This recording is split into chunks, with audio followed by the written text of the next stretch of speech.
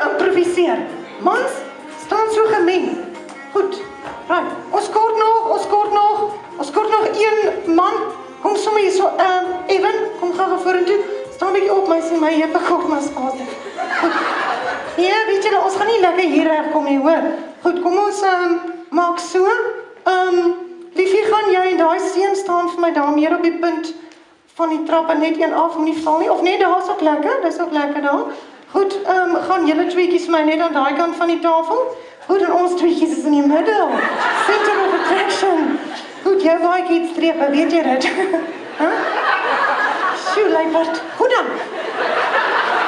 Improvisasie is baie belangrik as jy public speaking doen. Jy moet kan aanpas by die situasie. Jy moet kan improviseer, anders gaan jy jou naam ruk. Maak so. Wat jou naam? Ruk jou naam. Goed, Aaron, ons wil nie dit doen nie. Goed, wat jou naam? Slaat hom nie op die plank. Slaat jou naam op die plank. Goed, ons wil nie dit doen nie.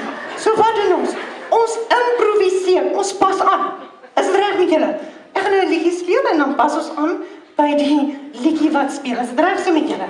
Goed, baie maklik ons improviseer nie. Goed, is ons reg?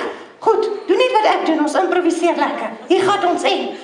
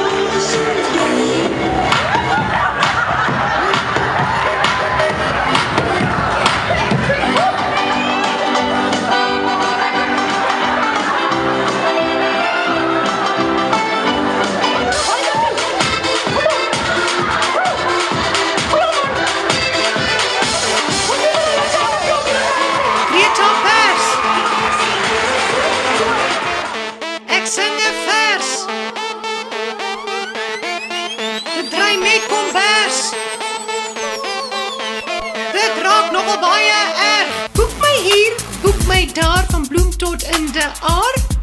Boek my hier, boek my daar. Kom ons maak die transaksie sommer klaar. Boek my.